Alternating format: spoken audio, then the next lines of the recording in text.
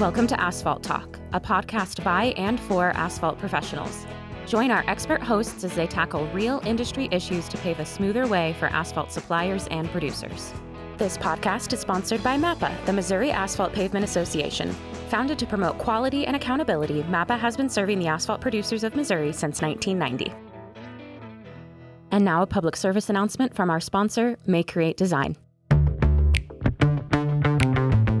Google Translate doesn't work for web designer to paving company translations. You say hot mix and it thinks you're talking about the latest snack craze. Wouldn't it be nice to work with a designer who knows the difference between binders and bitumen? Work with folks who have been speaking your language for the past 17 years. Visit maycreate.com. That's MAYE create.com. Because if you think your website sucks, so does everyone else. Hello, everyone, and welcome back to Asphalt Talk. I'm your host, Rick Bierman, with the Missouri Asphalt Pavement Association. Today, I'm sitting down with a couple of special guests. I've got Rusty Durbin, the chairperson of our Emerging Leaders Committee, and Steph Opping, co-founder and chief learning officer at the Learning Company. We're coming together today to discuss our personal development track at this year's MAPA Back to Basics Spring Training. This year's event is a little earlier than it has been in the past. Quite honestly, it's a little bit confusing calling it spring training. We're coming together Wednesday, February 7th, and Thursday, February 8th at the Holiday Inn Executive Center in Columbia, Missouri. For more information and registration, please visit the MAPA website. Rusty, thanks for coming with me today, and I guess you're going to be my co-host on this adventure that we're going down. And tell us a little bit about yourself and the Emerging Leaders and kind of what your role is and what that committee does for the Pavement Association. Thanks for having me, Rick. So Rusty Durbin, I do the asphalt sales for New Frontier Materials here in the St. Louis area. And as chair of the Emerging Leaders, I try to guide this committee into our goals. The committee is made up of people, professionals that are up and coming or emerging, if you will, as leaders in their companies. This committee is designed to strive to promote the proper use of asphalt, pavement selection, and to collectively advance the asphalt market. At the same time, this committee helps to achieve MAPA's goals by working with the big board as responsible. We do a Claybird shoot in April. We co-host a joint meeting with the Arkansas Young Leaders in October. And most importantly, pertinent to this podcast, we're responsible for the professional development track at the Back to Basics Spring Training. Cool. I think this is our second year of having a dedicated personal development track at spring training. I know the Emerging Leaders personal development was one of the, I guess, founding pillars of that group, and it's just kind of been expounded upon to create a full track developed at this event. So it's this will be our second year. And Steph, I guess you're lucky enough to I guess we worked out some of the bugs last year, so you're going to get the best rendition, I guess, of the group. So tell us a little bit about who you are and kind of what Leadership Company does and what we can look forward to at this year's personal development track. Yeah, thanks, Rick and Rusty, for having me. Yeah, I'm excited to join you. I heard good things about last year, so yeah, we'll build upon that success. So what do we do at Leadership & Co? We work with organizations and the leadership within that organization to do much of what Rusty just described that you are trying to do for the association. So we just help give skills, competencies, and maybe most importantly, confidence to leaders in terms of the skills that they need today. So leadership is a challenge. And maybe really quickly, Rick, we've said leadership a couple times. When we think of leaders, we don't necessarily think of, traditional managers in that you can be a leader and not have a direct report, especially in today's highly matrixed environment. So you may be leading projects, you might be leading initiatives, you might be leading big client or customer work. So it doesn't necessarily mean that you've got sort of that direct, solid line reporting relationship. We believe that's critical, and that's what we think about when we say management. Lots of leaders are also managers, but there's lots of people who are leading who aren't necessarily managing. And so, um, again, I think the differentiation is somewhat important in that we do a lot of work around that leadership piece. And so, as I understand, potentially the folks that might be signing up for this personal development track, I, based on what I've heard you say, I think lots of them probably have manager responsibility, but lots of them also have and/or have that leadership responsibility as well.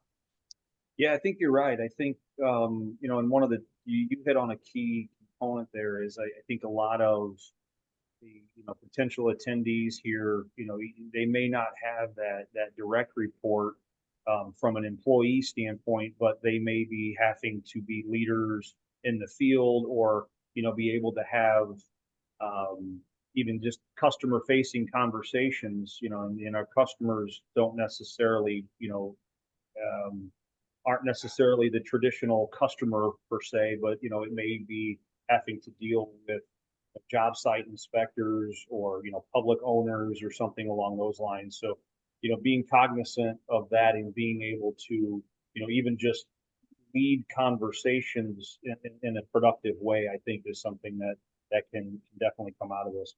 One of the things that I think that was kind of interesting when I was, reading through some of the stuff that you presented to us on what you would like to accomplish here was that, when you said like on I think it was on your website that I saw it, that 60% of leaders never complete any form of, formalized leadership training, yet they're responsible for driving, 80% of the initiative strategies, that kind of stuff. And I think, for our industry, that those two numbers might even be higher. I think a lot of folks become quote unquote leaders because they were really good at their trade or really good at their skill, and the next thing you know, they're now a a, a, a lead on the project or on the team or whatever, and nobody has time to quote unquote, we ain't got time for leadership training. Just go out there and do the job. And I think we so that I think is a unique opportunity for some of our members.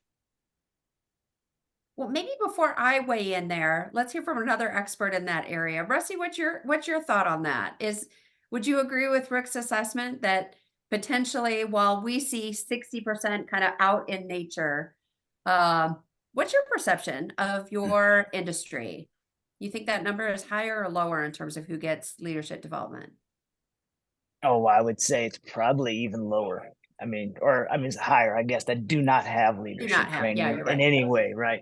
I think, as Rick said, like basically most people, you do a good job, you get promoted, you take on leadership responsibilities. People look to you for answers just because you've been there and done that, but you've never been taught or trained in any way to actually how to deal with people and how to lead people through these projects.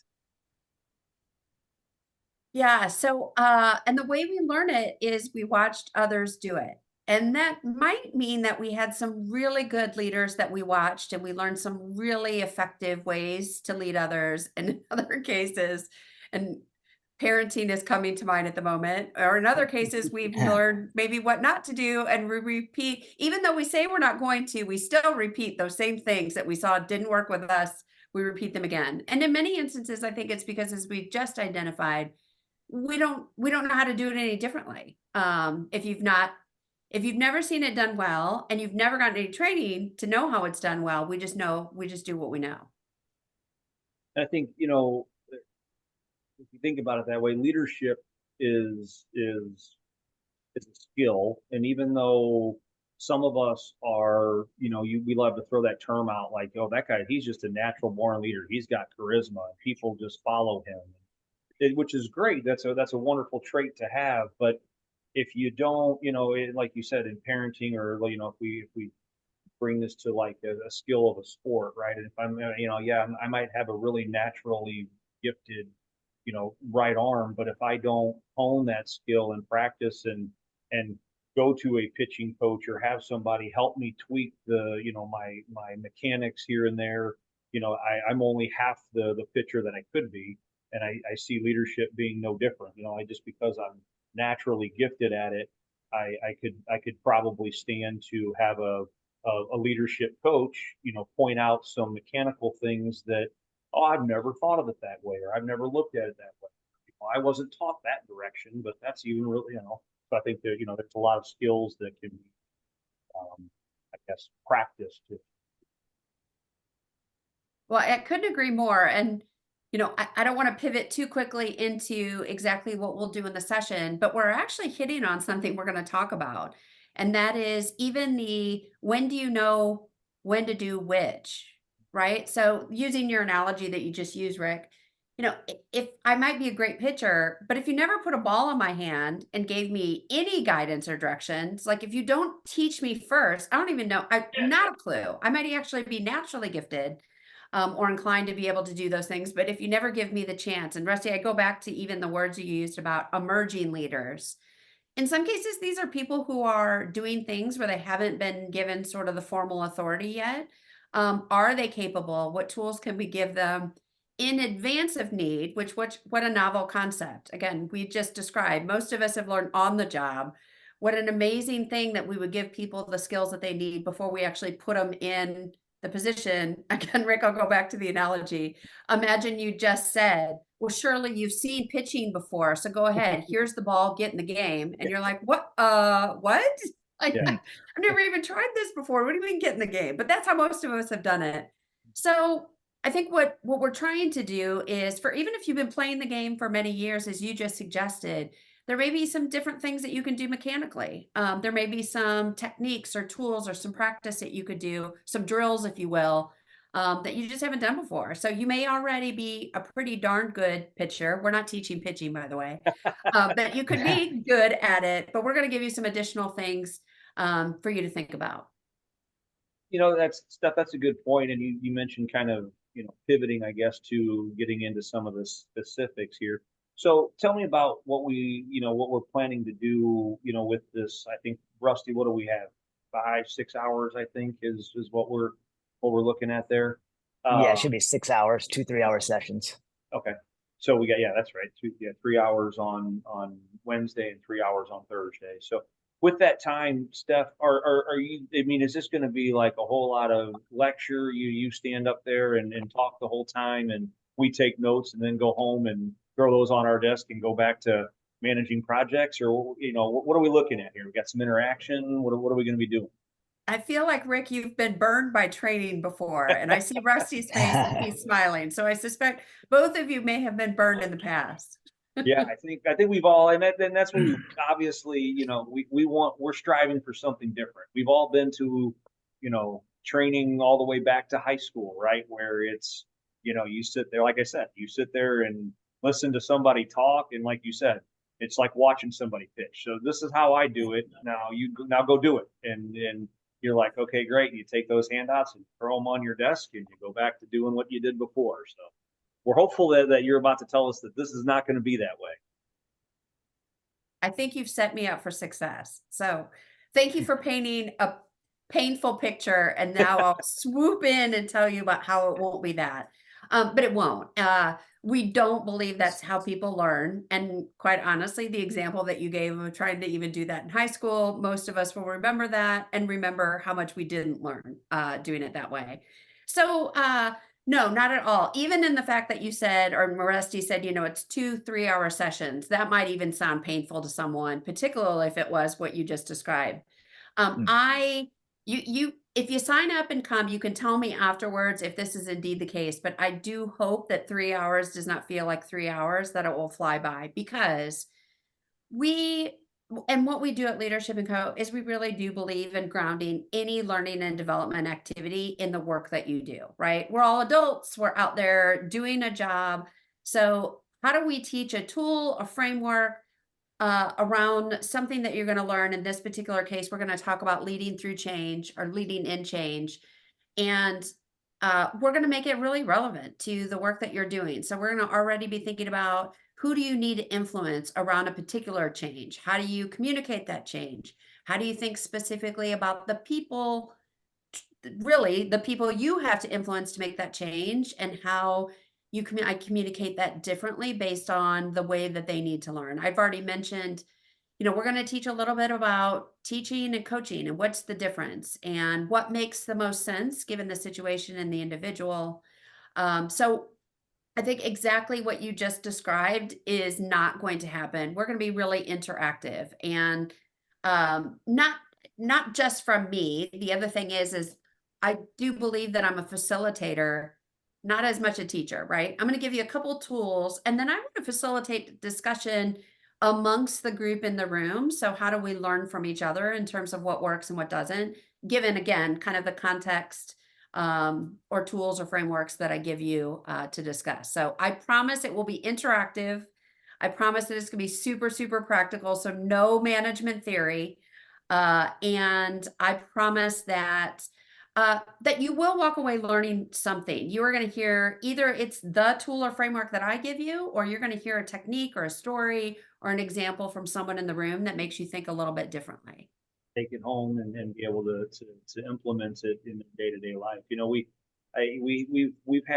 We've been blessed here at the association to have Dan Stabell. Somebody is part of the industry, and he's done quite a few different trainings for us. And one of the key things that he mentions in every one of his trainings is, and he pulls out I think it was the City Slickers picture and just one thing. So if you can walk away from here, and we're going to talk about a bunch of different things, and but if you can walk away from here with just remember, just take one thing home with you.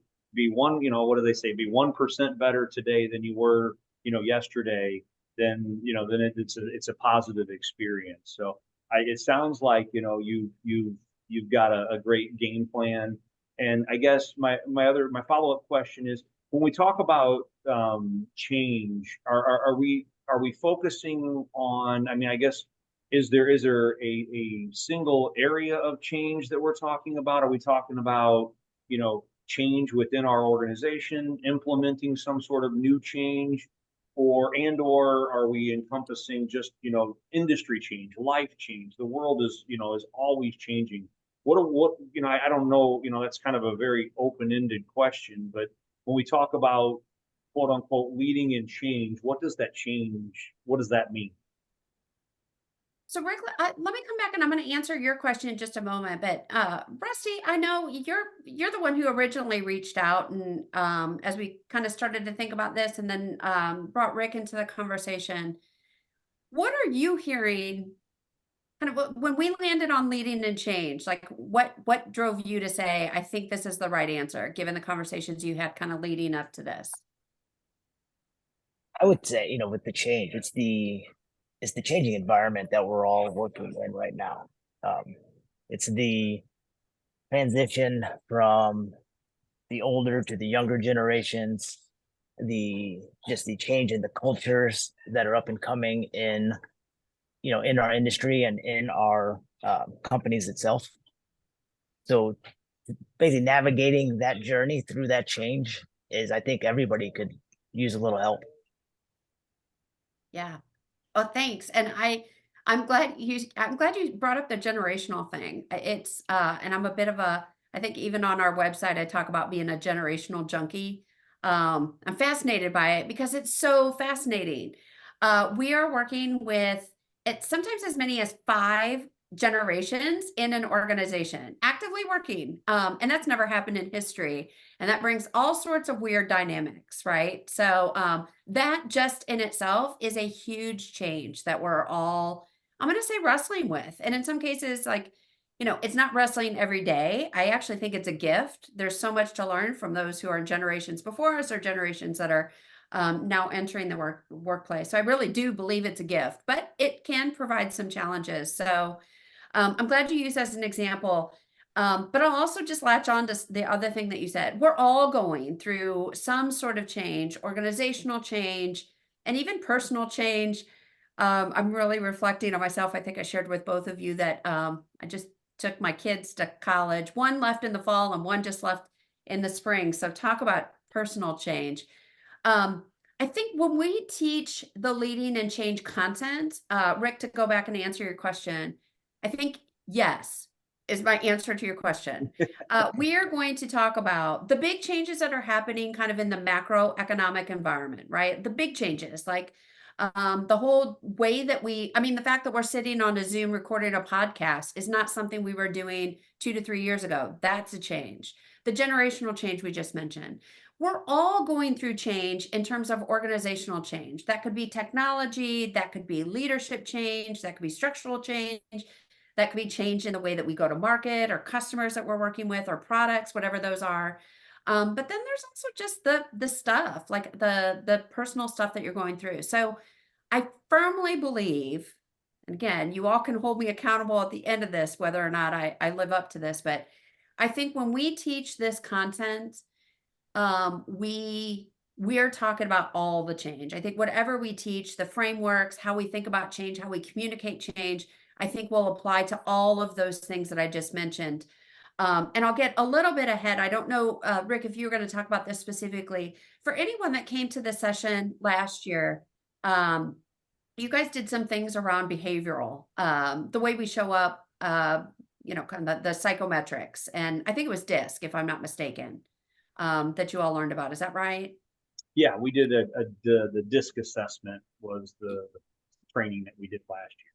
Yeah. So if people came last year, again, we're not going to leave that in the dust. We're going to build on that a bit. I use a different model, so different language, but same concept. And we're going to talk about stress and how stress shows up. And there are some, again, patterns of behavior based on your, I hesitate to call it personality type. It's more about how you behave, and behavior can change. So slight difference, but we'll talk about it in a session. But we'll build on what people learned last year in terms of what does stress look like, because change is stressful. And so how do we see that in ourselves and better cope with stress? But how do we see it in others? And so how do we help those around us, whether they be on our teams, whether they be our customers, or even in some cases, like we just described, they may be our kids, our spouse, our in-laws, or et cetera. So I think we're going to cover kind of all of those bases. That sounds fascinating. That's awesome. And interesting in that, you mentioned the coping with stress and recognizing, stress in other people's, they're just, I guess, recognizing their stress and I think understanding where that might be coming from. And it's, falling back on the DISC, giving tools to be able to recognize that and be aware of it, and can be very enlightening, I guess, and make you a good leader. Question for you about that. And I know last year with the DISC coming into it, we had to do, we did an assessment to start things out. Question for you is, is there anything that any of our attendees this year need to do as far as, I guess it's pre-work, or anything they need to do to be ready as they come into the training? No homework. Yay! Right?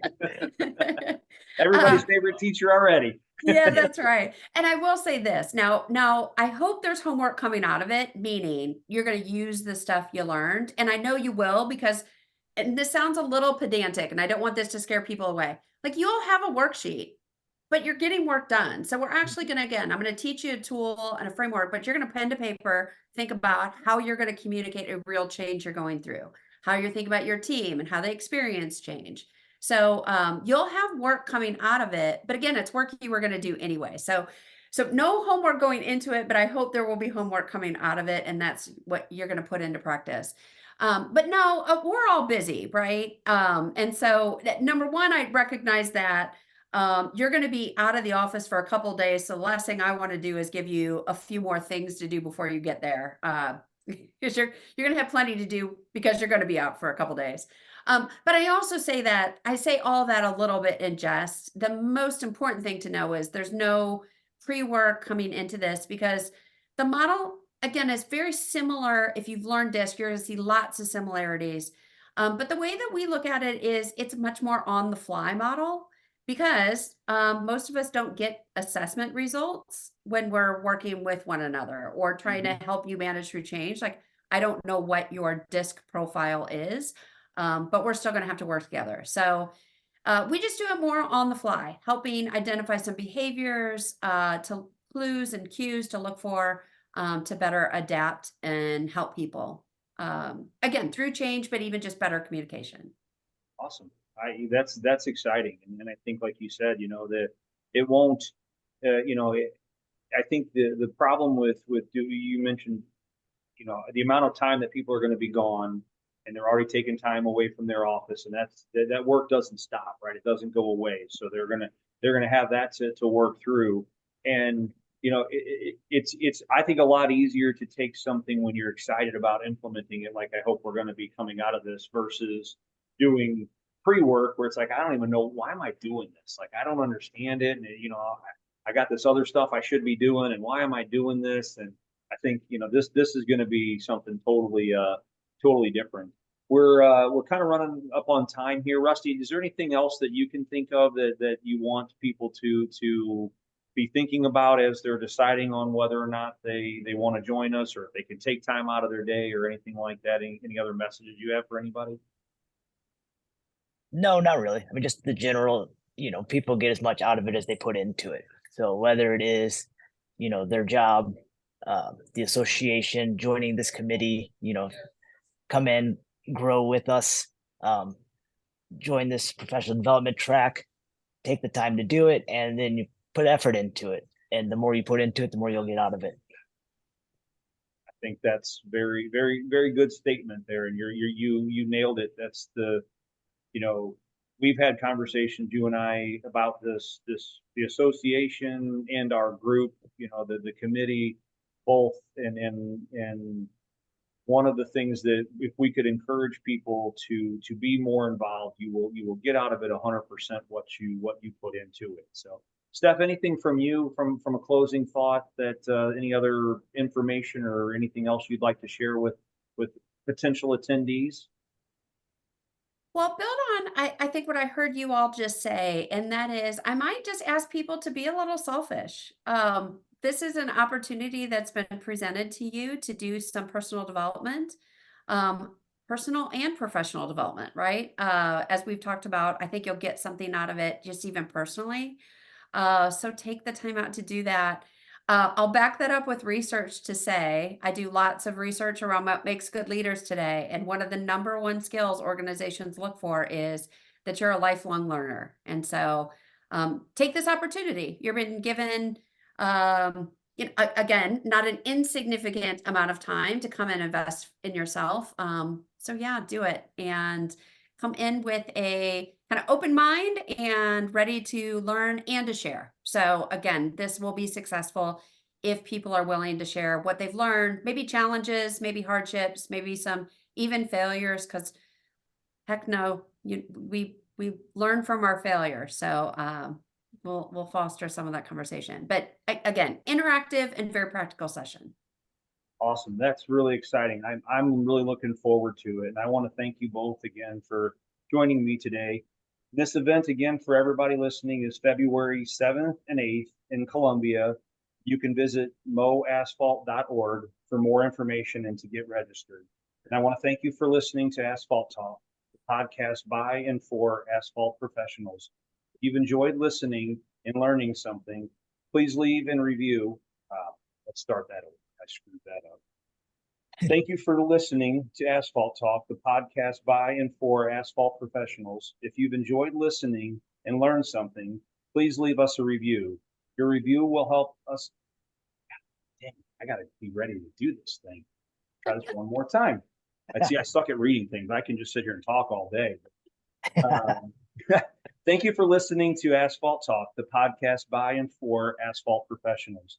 If you've enjoyed listening and learned something, please leave us a review. Your review will help us connect with other professionals like yourself so we can keep this conversation going. 1992 called, they want their website back.